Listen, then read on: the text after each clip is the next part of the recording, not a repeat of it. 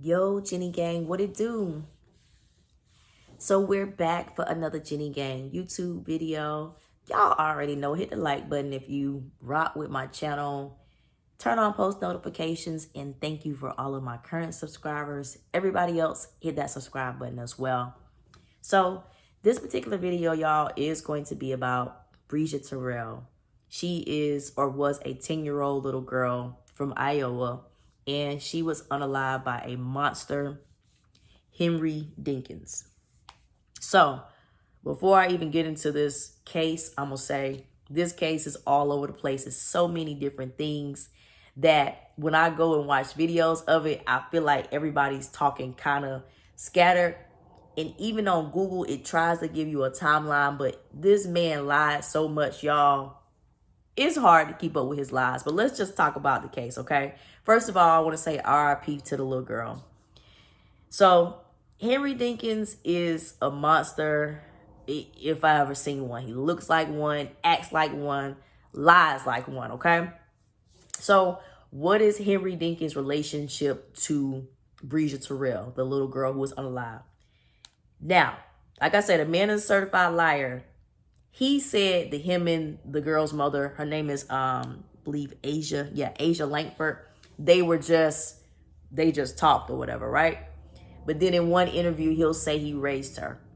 Now, they were some sort of couple, y'all. But this particular night that Breasia Terrell went missing, Henry actually was keeping the kids. He was keeping his own child, which was Breasia's half-brother, and I believe another child.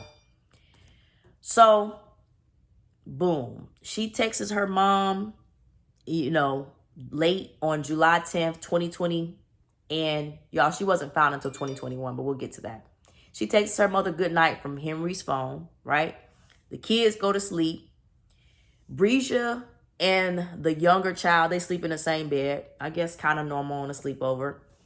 So all of a sudden that next day, Breasia's nowhere to be found, right? It's very suspicious. Like, the mom didn't understand how her child would go missing, in the wee hours of the morning, for one. For two, she said she didn't know anybody in that neighborhood. So it was a whole bunch of lies that this man told, y'all. Let's jump to real quick when he told her. And y'all, I'm only smiling because I'm just thinking of how much when I watch this video, I'm like, this dude is a liar. Because y'all, it's been going on a long time. He just got sentenced like 2 weeks ago. So it's been like a long case of just watching him tell lie after lie after lie, but get debunked over and over. So he tells her on the phone, y'all, that he woke up and she was gone. And the little boy said that she woke up at 8 o'clock in the morning, right? But as he's on the phone telling Breasia's mother that she disappeared, he's like, I'm going straight to the precinct or whatever. He hadn't called the police. He hadn't done anything. But as he's telling her this, she's rushing there to where he was, which, y'all, this is another thing that's unclear. I think Henry was some sort of hustler, right? But he claimed he had another apartment, but this was at another person's apartment that's also his apartment. So the mama is rushing to this apartment that her daughter spent the night in. But he on the phone telling her that he didn't call the police. He's going straight to the precinct to tell them in person that she's missing. But she's passing him in the car, y'all. And she passed him. He's flying, but he's going in the opposite direction of the police station, right? I guess we can call that red flag number one. But, you may think in a situation like that, only thing you're trying to do is check and see where your child is. You might not think, why is he going in the wrong direction or whatever? But to me, now looking at it, that's an obvious red flag. Like, where are you going? So finally, him, the mom, and a police officer meet up. They have body cam footage of this. She was in the house. State prosecutors asking Burkle to walk them through the morning of July 10th. I'm trying to gather details. They get into a verbal argument. They start yelling at each other. She would have never woke up at 8 o'clock in the morning, and she would have never. What you mean, 8 o'clock in the morning? I'm just saying. That ain't what I said. I never said. I know you guys, didn't say that. this isn't the time to fight. Exactly. I don't give a. You lost her though. How did I Because you was watching her, Henry, with the... Breasia's mom walks away with DL, Breasia's little brother. He gave me his name. He gave me his date of birth. But that appears to be the only information Dinkins willingly hands over. Henry, you don't know where your daughter is, you don't know your address, and you don't know your phone number. Burkle then asked to search the apartment, which belonged to Dinkins' girlfriend, Andrea Culberson. Dinkins eventually agrees, following Officer Burkle to the apartment, where a frazzled Culberson opens the door. I go, would you mind if I come in and take another look? What's your date of birth, Andrew? She looked at me, and then she pointed at Henry, and she's like, did he say that's okay?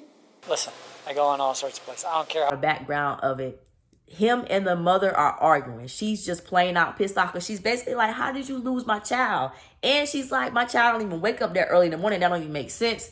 But this man can't even say nothing. He's just like, oh, yeah, like it's my fault. And this. Basically, he's gaslighting and deflecting, trying to make it seem like he's so upset and distraught about it, when really the writing was kind of on the wall from the beginning.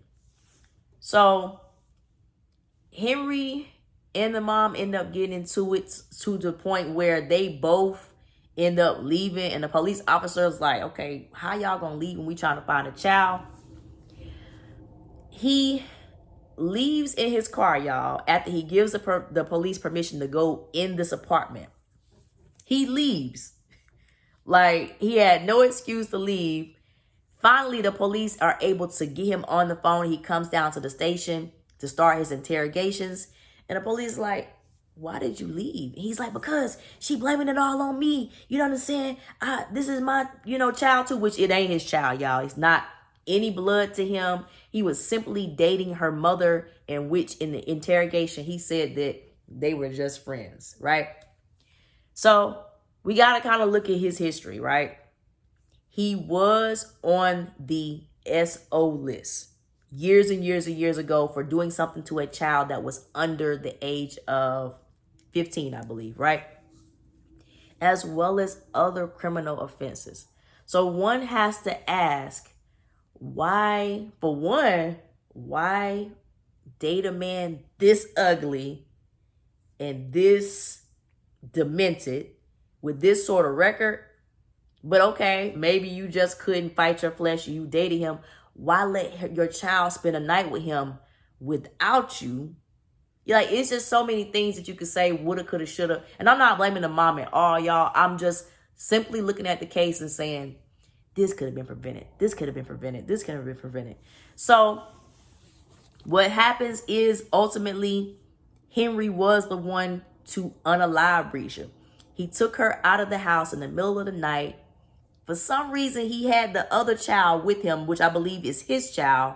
But that child served as a witness to everything that happened, right? Henry shoots her, with a gun or whatever. He goes to dump her remains, but he takes her to a very, very rural area that's like a whole bunch of vegetation. He gets stuck down there, offers people money to, get him out. And as a matter of fact, one of the people who actually pulled his car out of the vegetation that night, they ended up passing away before the trial, but they did use this man's words as evidence, right?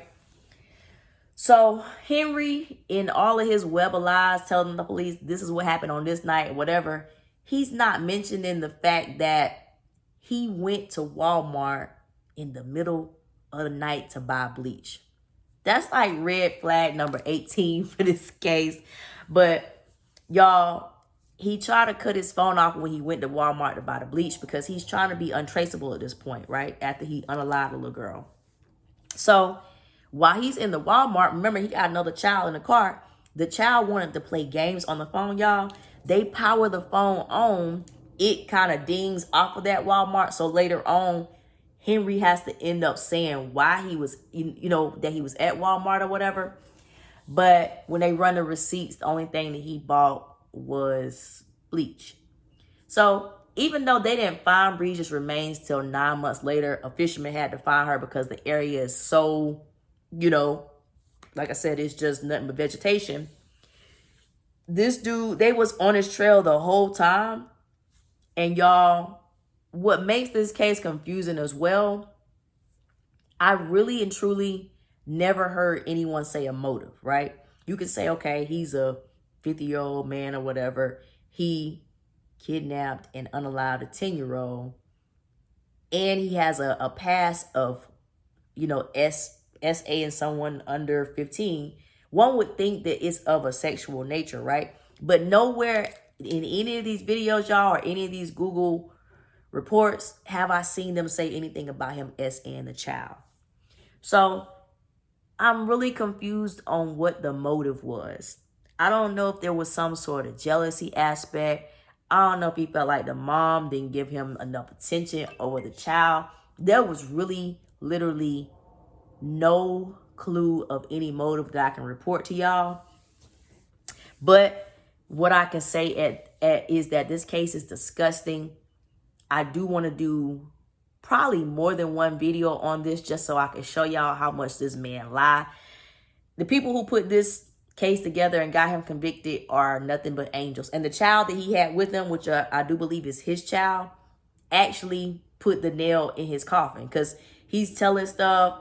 He didn't tell everything at first, but then he told, like, hey, I did see my father do the unspeakable to Breasia. But again, none of the things that anybody named was sexual. It was all about the getting this little girl up in the middle of the night, pulling her out the house, and unaliving her with these weapons. So y'all let me know if y'all followed this case.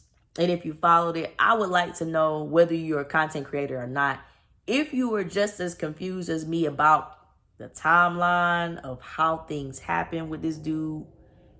Also, the fact that he tried to downplay his relationship with the mom and say, oh, we just real cool like that. But they were actually dating. And if anybody was going to deny anybody, I could see the mom denying Henry, because he, like I say, he's just so dang on ugly and monstrous looking, y'all. But also, if anybody knows a motive for what this dude done, or if it was ever mentioned, anything other than him just being plain evil and disgusting, please let me know, because I didn't find it. Anyways, y'all, like the video, subscribe to the channel. Again, I want to say RIP to Breasia. She did not deserve to have her little life taken this early by this monster. Turn on y'all post notifications, gang, so y'all don't miss any of my uploads. I'll see y'all in the next video.